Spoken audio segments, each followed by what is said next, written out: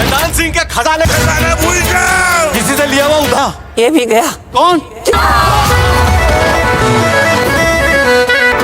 अगर बच्चों को तुम पसंद आ गए तो हमारी फैमिली कंप्लीट। माँ को पटा लिया तो बच्चों की भाभी की आंख में नहीं। अरे स्टैचू। ये तो सांपों का चुम्माश भी निकला बे। देखो मेरे भाई, ये फैमिली फिल्म है, इसमें ना ये सब नहीं चलता है। चक गया ये। बचाओ। कैसे बनी ऐसे डेंजरस सिचुएशन में मैं ऑटोमेटिकली आगे कैसे आ जाता।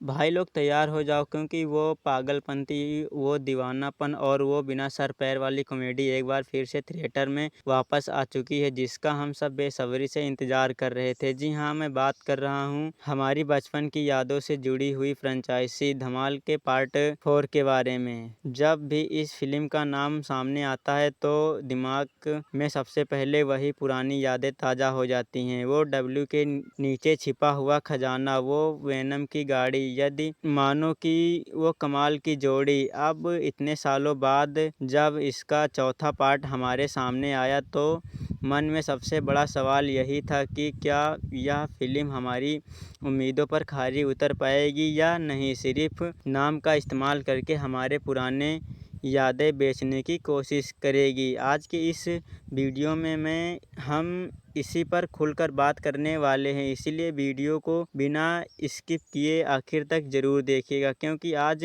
आपको पता चलेगा कि आपको इस फिल्म पर अपने पैसे और समय खर्च करना चाहिए या नहीं। फिल्म की कहानी के बारे में बात करें तो इस फिल्म के बारे में मेकर्स ने अपने पुरानी और कामयाब फॉर्मूलों को ही थोड़ा नया रंग रूप देकर पेश करने की कोशिश की है। अगर आपने इसके पहले के पार्ट देखे हैं तो आप अच्छी तरह जानते हैं कि धमाल रिलीज की फिल्म में कोई बहुत गहरी या लॉजिकल कहानी नहीं होती है। इस बार भी कहानी घूमती है एक बहुत बड़े खजाने, ढेर सारे पैसों और उस पैसों को हासिल करने के लिए पागलों की तरह भटकते हुए हमारे पुराने किरदारों के इर्द गिर्द। शुरुआत होती है एक बहुत ही अजीब गरीब परिस्थितियां से, जहां हमारे इन सभी किरदारों को एक बार फिर से एक बहुत बड़े लालच का पता चलता है। इसके बाद शुरुआत होती है एक ऐसी रेस जिसमें ना तो कोई नियम है और ना ही कोई कानून। रास्ते में इतने मोड़ आते हैं और ऐसी मज़ेदार मुसीबतें खड़ी होती हैं कि देखकर आपको हंसी भी आएगी और आप अपना सिर भी पटक सकते हैं। कहानी में कुछ नए किरदारों की एंट्री भी कराई गई है जो इस रेस को और ज़्यादा मज़ेदार बना देते हैं। पूरी कहानी इसी भाग दौड़ पर कंज्यूम की गई है जो आपको एक पल के लिए भी बोर नहीं होने देगी। अब बात करते हैं इस फिल्म के सबसे मजबूत पक्ष की, जो कि इसके किरदार और उनकी एक्टिंग है। अरशद वारसी और जावेद जफरी जो जोड़ी यानी यदि और मानो के एक बार फिर से साबित कर दिया है कि कॉमेडी के मामले में उनका कोई मुकाबला नहीं कर सकता है। जावेद जफरी ने जिस तरह से एक बार फिर मासूम और थोड़े से नासमझ इंसान का किरदार निभाया है, वो स्क्रीन पर आते ही आपके चेहरे पर मुस्कान ला देते हैं। उनके वन लाइनर्स और बात करने का अंदाज आज भी उतना ही इम्प्रेस करता है लोगों को। पार्ट वही दूसरी तरफ अरशद वारसी ने उनका जो एक साथ निभाया था वो कमल का है। इन दोनों की असली केमिस्ट्री है, इस पूरी फिल्म की जान है। रितेश देशमुख ने अभी अपने चीर परिस्थिति अंदाज में बेहतरीन काम किया है। अगर उनकी टाइमिंग हमेशा की तरह एकदम सटीक है। इसके अलावा फिल्म में जो नए कलाकार शामिल हुए हैं उन्होंने भी माहौल को और मज़ेदार बनाने की पूरी कोशिश की है। हर एक एक्टर को स्क्रीन पर देखकर ऐसा लगता है कि वो खुद भी इस पागलपंती को बहुत एंजॉय कर रहे हैं और यही पॉजिटिव एनर्जी दर्शकों तक भी पहुंचाती है।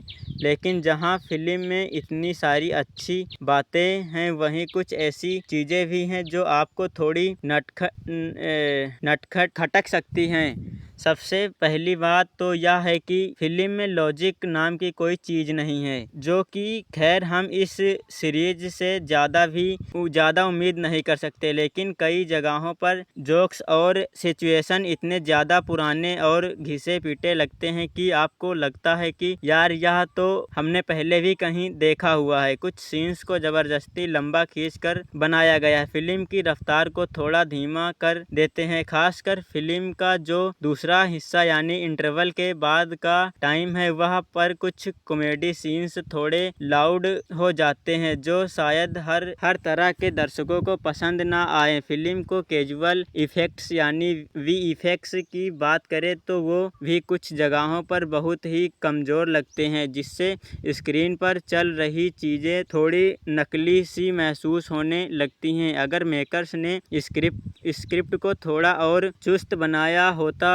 और कुछ नए किस्से के जोक्स डाले होते तो यह फिल्म एक अलग ही लेवल पर पहुंच सकती थी। डायलॉग्स और म्यूजिक की बात करें तो डायरेक्टर ने इस बात पर पूरा ध्यान रखा कि फिल्म का माहौल शुरुआत से लेकर अंत तक बिल्कुल हल्का फुल्का और रंग बिरंगा बना रहे। उनका पूरा फोकस दर्शकों को हंसाने पर था और इस काम में वो काफ़ी हद तक कामयाब भी रहे। फिल्म का बैकग्राउंड म्यूजिक काफ़ी लाउड है, जो सीन्स के हिसाब से सही बैठता है और कॉमेडी को थोड़ा और ऊपर ले जाने में मदद करता है। फिल्म के गाने बहुत ज़्यादा याद रखने लायक तो नहीं है, लेकिन वो कहानी के बीच में इस तरह से आते हैं कि आपको बोरिंग महसूस नहीं होने देते हैं। सिनेमैटिक अच्छी है, हर फ्रेश बहुत ही ग्राउंड और खूबसूरत नज़र आता है, जो थिएटर में देखने पर आँखों को अच्छा लगता है। कुल मिलाकर टेक्निकल लेवल पर थोड़ी और मेहनत की गुंजाइश साफ दिखाई दे रही थी। तो आखिर में सवाल यहाँ उठता है कि क्या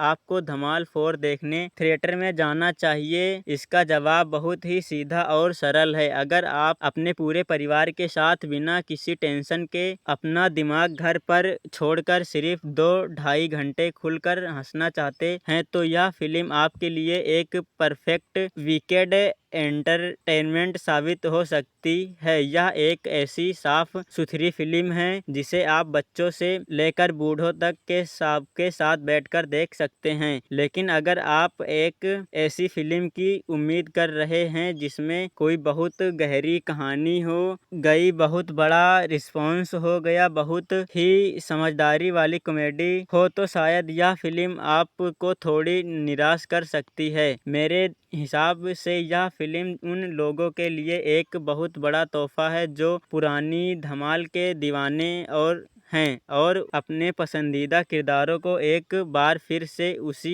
पागलपंती वाले अंदाज में देखना चाहते थे। तो देखो और मज़े लो। अगर आपको यह वीडियो पसंद आया हो तो हमारे चैनल को सब्सक्राइब करें और वीडियो को लाइक करें, कमेंट करके ज़रूर बताएं यह वीडियो कैसा लगा। चलिए मिलते हैं एक अगले नए वीडियो के साथ, तब तक के लिए बाय बाय।